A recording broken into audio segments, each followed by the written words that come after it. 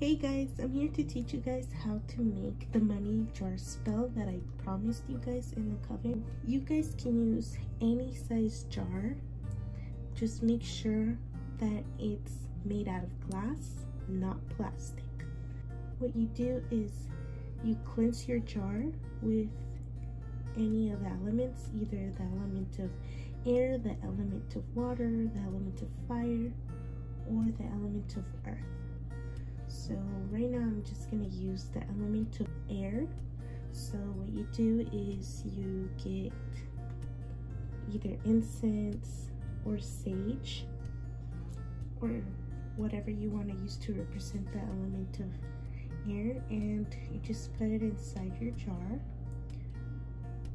and around it, and while doing so you're going to say, element of air, I hereby ask divinity to cleanse this jar and bless it to bring me money and prosperity. And that's it. That's how you cleanse it. Now the next step would be to add your tag locks. Your tag locks would be fingernails, hair, bodily fluids, or anything that will link your magic to you or your target. I have a couple fingernails here, so I'm just gonna add them here.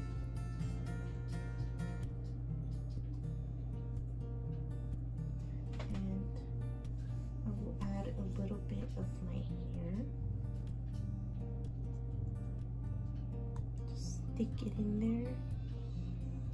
Now we will get the petition paper, which I already wrote it out, but to learn how to do the petition papers, you guys can either Google them, go on YouTube. There's plenty of sources you guys can use to learn how to do petition papers. Maybe later on I'll even make a video about how you make it. An example you guys can write on your petition paper, it could be, bring me money to pay my bills, or bring me $1,000. It's just an example. And write whatever you're trying to make your intention. So what you do is, since we're trying to bring this to us, you're gonna fold the paper towards you once and then move it clockwise and fold it one more time towards you, and then move it one more time clockwise and you fold it again. But while you're doing this, you're going to say your intention. Okay, so now we have the petition paper in the jar, and we're gonna start with the herbs. So the herbs that I have right here are rosemary for protection and prosperity, basil brings in money and good luck, sea salt, which brings in protection as well, and lavender, which brings prosperity and money, and can even help you calm down if you're worried about paying your bills or stressed out from being broke. So it'll help you with that as well.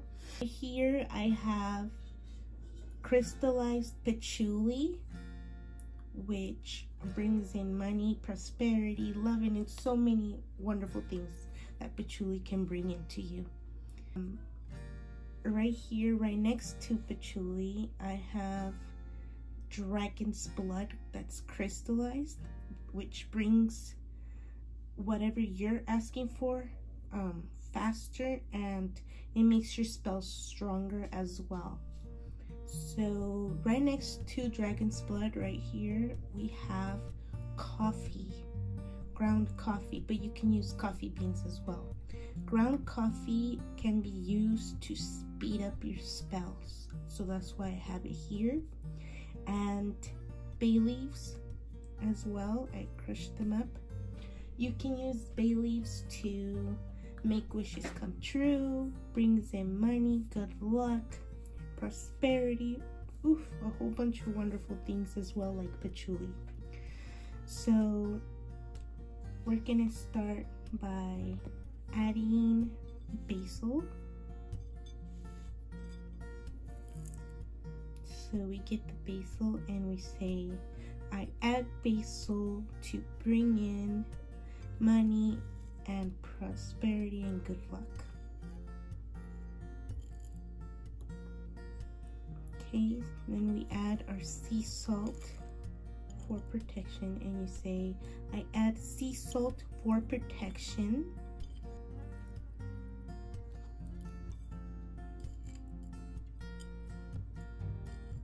Then we grab lavender and we say, I add lavender for prosperity and for money and to calm my stress down. Now we grab patchouli and we say, we add patchouli to bring in money and prosperity and success. Now we add dragon's blood. We say, now I add dragon's blood to make my spell stronger.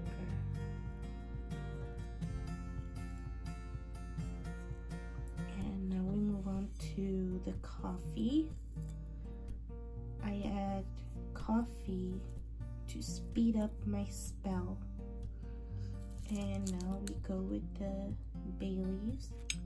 I add bay leaves to bring in the money and prosperity and success. And we have a little piece of herb of rosemary. So we say, I add rosemary for protection and for prosperity. So you guys can also add catnip to your jar. I have some catnip right here. You can add it. The reason why I like to add catnip to spells that are meant to bring something in is because it will attract whatever I want to come my way with catnip. And catnip can be used in love spells as well too.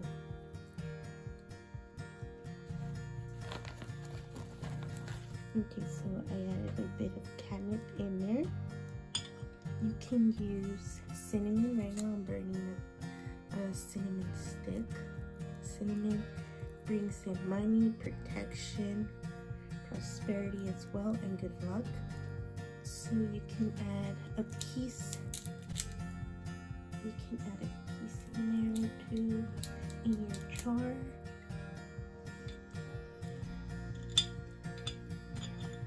So now you have a piece in there.